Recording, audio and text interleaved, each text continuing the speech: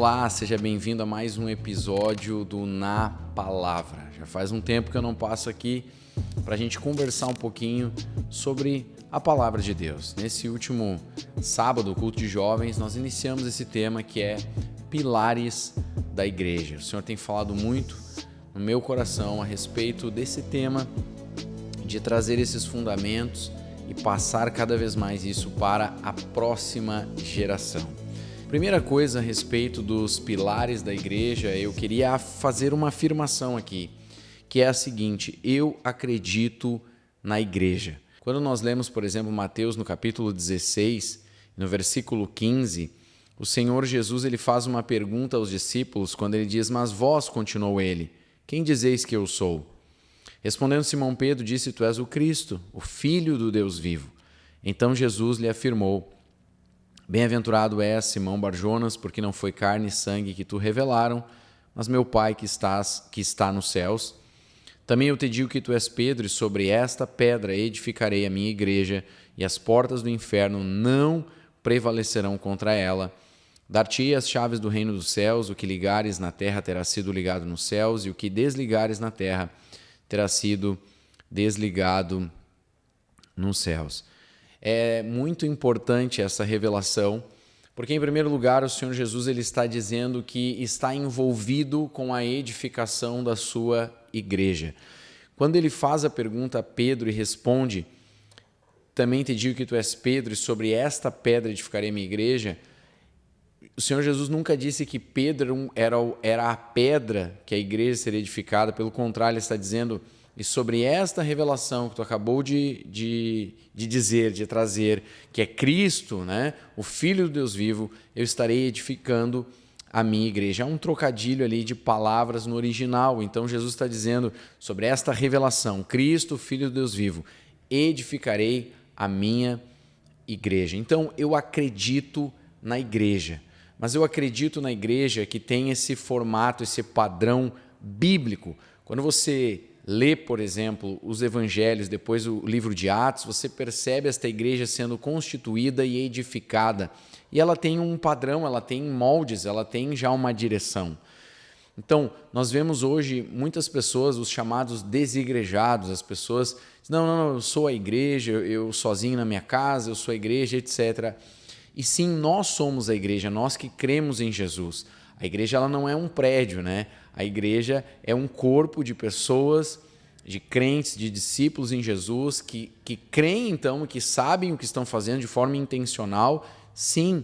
Mas quando você lê, e essa é a ressalva, quando você lê os evangelhos e quando você lê o livro de Atos, você percebe que existia também uma organização, um corpo de pessoas organizados que se reuniam com objetivos claros. Então, quando eu digo que eu acredito na igreja, eu acredito, em primeiro lugar, que o Senhor Jesus ele veio com um propósito: edificar a sua igreja, sendo Ele mesmo a pedra principal. A igreja está sendo construída sobre uma verdade fundamental. A verdade fundamental é Cristo. Então, essa é a primeira coisa. A segunda, quando eu digo eu acredito na igreja, eu acredito neste modelo bíblico de ser igreja. Há um modelo bíblico, né? A igreja ela é tanto uma organização quanto um organismo. O pastor Carlito Paes fala isso, né? O que isso significa? A igreja ela é uma organização? Sim, ela tem um CNPJ, ela tem um prédio onde ela recebe as pessoas, onde ela faz as reuniões. A igreja tem líderes, pessoas que organizam departamentos diferentes, como, por exemplo, jovens, adolescentes, ação social. Na ação social, por exemplo, nós temos ali uma distribuição de roupas, de alimentos, nós temos pessoas que auxiliam fazendo testes, exames na área da saúde, né? Glicose, pressão, etc. Nós temos assistentes sociais que cuidam de famílias, e aí famílias são ali atendidas todos os meses, inclusive com uma ajuda até de alimentos, enfim. Então a igreja ela é uma organização, ela tem todo este aparato, esta organização para auxiliar pessoas. Mas a igreja também é um organismo vivo. E por que ela é um organismo vivo? Porque ela tem um corpo físico e um corpo espiritual. Então a igreja também ela é um organismo vivo porque ela atende pessoas nas suas demandas espirituais, nas suas demandas emocionais. Quando as pessoas chegam na igreja, pessoas são libertas, famílias são restauradas, há um atendimento pastoral, há uma palavra, há um cuidado, há uma atenção. O evangelho está sendo ministrado, o evangelho está sendo pregado, pessoas estão recebendo Cristo, nascendo de novo, sendo salvas, tiradas do império das trevas, colocadas agora no reino de Deus. Então, quando eu digo eu acredito na igreja, eu estou falando a respeito disso. Eu acredito também no propósito da igreja. Qual é o propósito da igreja? Quando o Senhor Jesus ele é questionado em João 6,29, olha, nós queremos fazer as obras de Deus.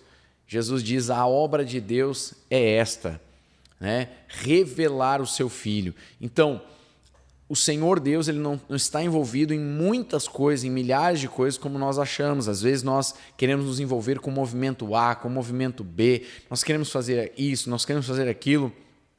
Ok, tudo bênção, desde que a missão original e principal da igreja seja revelar Cristo às nações. Esta é a missão fundamental da igreja, revelar Cristo às nações.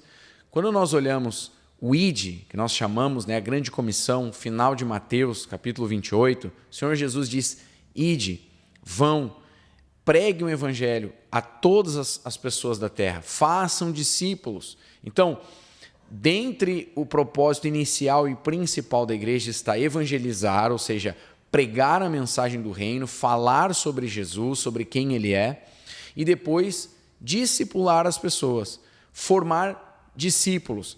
Quando nós somos chamados para formar discípulos como igreja, isso não significa que eu estou fazendo discípulos para mim. O Felipe está fazendo discípulos para si. Não. O Felipe precisa fazer discípulos para Jesus. Os discípulos não são para mim. Eu estou formando discípulos, mas esses discípulos são seguidores de Jesus, assim como eu também. Então, este é parte do chamado inicial da igreja. Falar, proclamar a mensagem do evangelho. E aqui é uma diferença, né? A igreja ela não foi chamada simplesmente para fazer trabalho social. O trabalho social é importante? Sim, ele é importante. A igreja deve se envolver com isso? Sim, mas esse não é o final do chamado da igreja. O nosso chamado principal é pregar o evangelho, porque você pode dar comida para as pessoas, você pode mudar a roupa dela, você pode dar um banho nela, você pode dar uma melhoradinha no externo, mas se ela não nascer de novo, ela vai ir para o inferno igual. Então, nosso chamado inicial e principal é proclamarmos Cristo Jesus às nações. Depois, formarmos discípulos. Esses discípulos não são meus discípulos, são discípulos para Jesus. E isso é importante, por isso que eu digo que eu acredito no propósito da igreja. Quando nós lemos Gálatas, no capítulo 4, versículo 19, o apóstolo Paulo ele diz o seguinte: meus filhos, por quem de novo sofro as dores de parto, até ser Cristo formado em vós. Quando eu digo que eu acredito no propósito da igreja, que é evangelizar, que é proclamar a mensagem do evangelho e formar discípulos, fazer discípulos para Jesus, você pode me perguntar, o que é fazer um discípulo? É exatamente o que Paulo está dizendo aqui em Gálatas 4,19. Fazer um discípulo é trabalhar proclamando e ensinando as doutrinas, a mensagem do evangelho e as doutrinas que são os ensinos de Jesus até que Cristo seja formado em alguém. Então, fazer um discípulo é formar Jesus na vida de alguém. Para isso, se pressupõe que a pessoa que está discipulando já é alguém que entendeu a mensagem do evangelho e que também está buscando ser como Jesus. Está buscando ser alguém parecido com Cristo, vivendo os ensinos de Cristo para que ele possa então formar Cristo também nas outras pessoas. Isto é fazer discípulo e isto faz parte do propósito inicial da igreja. E não é difícil você perceber isso. Quando você olha nos evangelhos e também ali no livro de Atos, no início da igreja, até nas cartas de Paulo, depois também, você percebe que tanto o Senhor Jesus, próprio João Batista faziam discípulos e depois os demais apóstolos e primeiros discípulos, eles foram formando novos discípulos Sempre pessoas que estão seguindo a Jesus, discípulos para Jesus. Então você percebe que na constituição da igreja, no início da igreja, na formação da igreja, já havia esse entendimento do propósito da igreja: proclamar a mensagem de Cristo e começar a formar Jesus nas pessoas, ou seja, fazer discípulos para Jesus. Então eu acredito no propósito da igreja. E é interessante lembrar a você que quando nós lemos então aquela grande comissão, ali em Mateus 28, você percebe que o Senhor Jesus diz: agora vão, façam discípulos, proclamem a mensagem. Ou seja, é um chamado nosso como igreja, meu e seu também, de agora proclamarmos a mensagem e fazermos discípulo das nações. Este é o propósito inicial, principal, primordial da igreja: proclamar a mensagem e formar Jesus nas pessoas. E esse tema ele é tão importante porque nós não podemos brincar de ser igreja, né? Não são os frequentadores de igreja que vão mudar o mundo, mas sim os verdadeiros discípulos de Jesus. Esses vão causar impacto no mundo, né? Se não me engano, é o pastor Douglas Gonçalves que fala isso no seu livro, né, do Jesus Scope. Ele diz isso, né? Não são os frequentadores de igrejas que vão mudar o mundo, mas os verdadeiros discípulos de Jesus.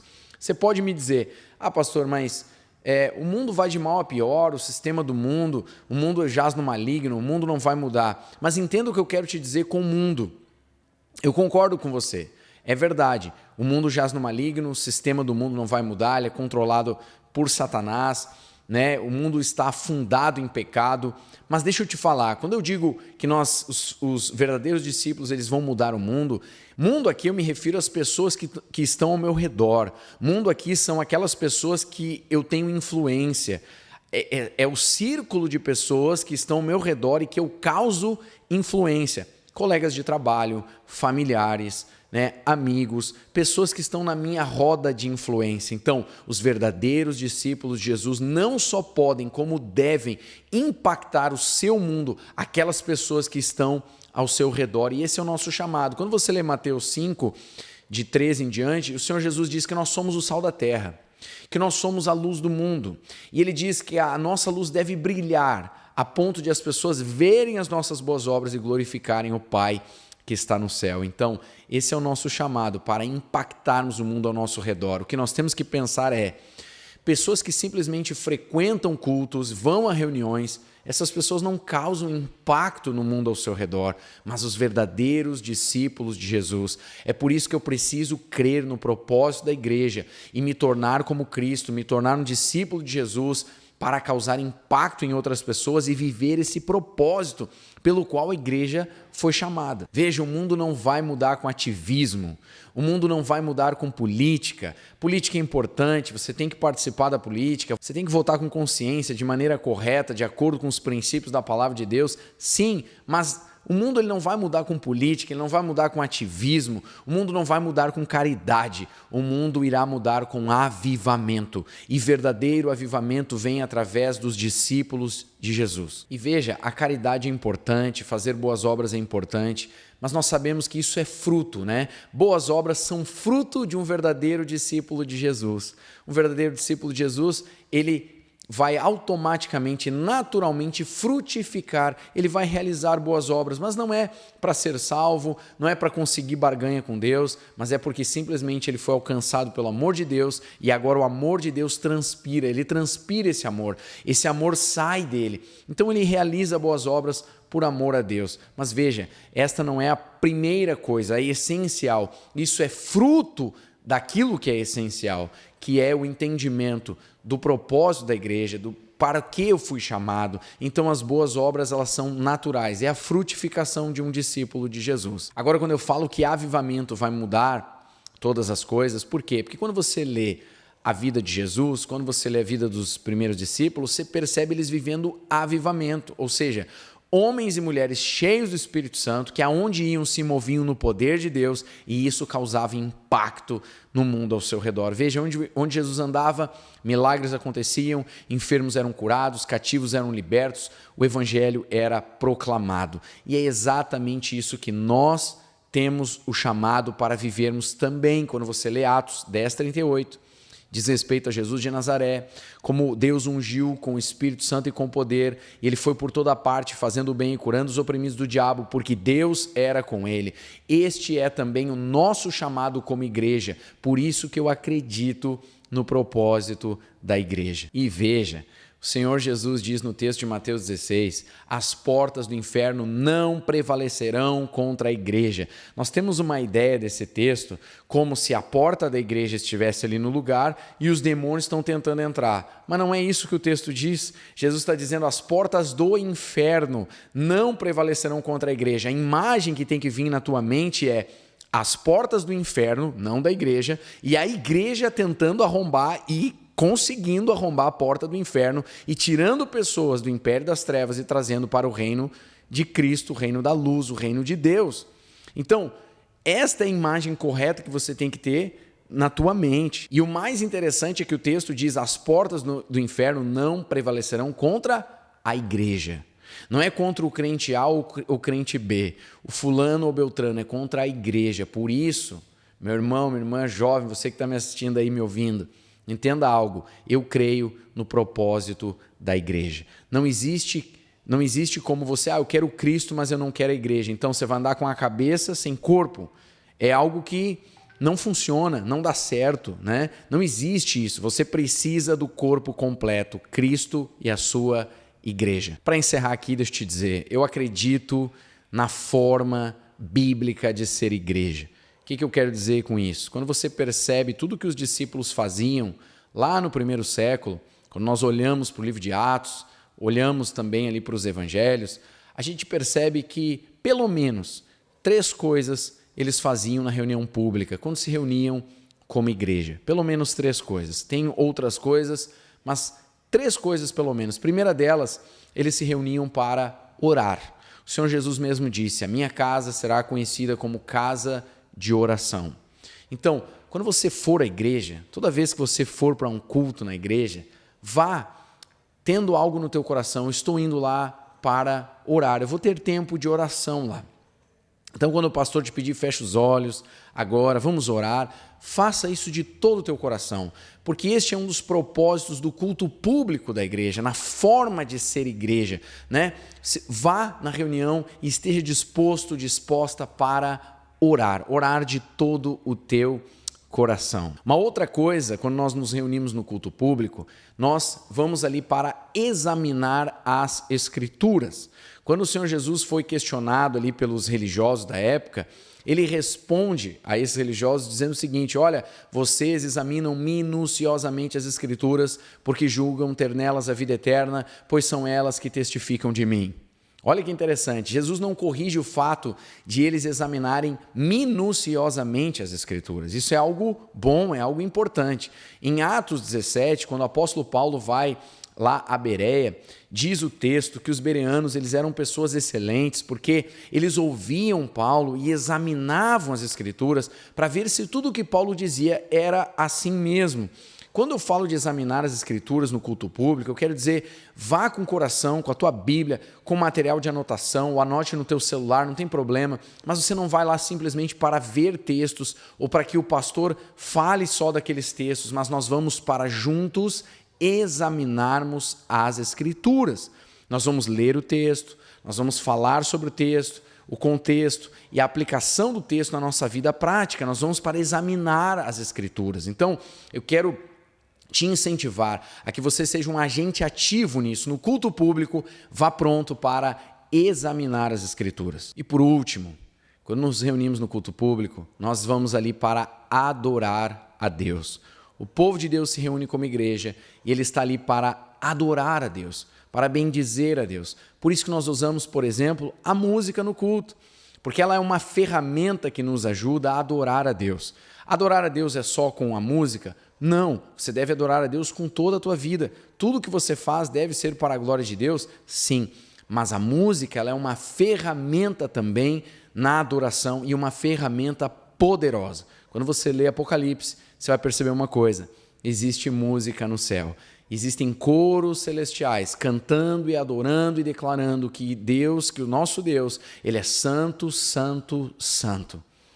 Então, A música é esta ferramenta tão poderosa na adoração. O Senhor Jesus disse que Deus é espírito, importa que os seus adoradores o adorem em espírito e em verdade, e que Deus procura adoradores que o adorem, né, desta forma, em espírito e em verdade. Então, a adoração é uma ferramenta importante no culto público. Eu quero também te incentivar. Toda vez que no culto te for convidado, levante as tuas mãos, feche os teus olhos, adore a Deus, diga palavras de adoração, faça isso de todo o teu coração, porque isso faz com que nós venhamos a viver a forma bíblica, a forma que a igreja lá no primeiro século vivia, se reunia para fazer essas coisas.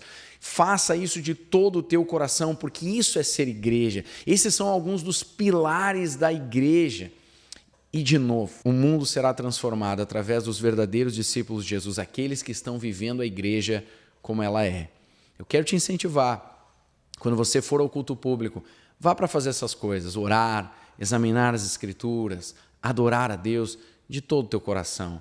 E se você fizer isso, certamente a igreja do Senhor se reunindo com esse coração, eu tenho certeza de que os nossos cultos nunca mais serão os mesmos, que nós teremos ali encontros poderosos com o Senhor vai poder nos encontrar. Aliás, o Senhor diz, né, buscar-me-eis e me achareis, quando me buscardes de todo o vosso coração. Que os nossos cultos públicos sejam assim, né, onde muitos discípulos de Jesus se reúnem de todo o coração para buscarem a face do Senhor. Certamente nós seremos tremendamente impactados por Deus. Certo, gente? Esse foi mais um episódio aqui do Na Palavra. Eu te espero num próximo episódio, rapidinho, se assim o Senhor nos permitir. Então, siga firme em Jesus, siga buscando a Deus. Certamente o Senhor vai te encontrar, o Senhor quer o teu coração. E eu te espero, então, em um próximo episódio. Que Deus te abençoe e até lá.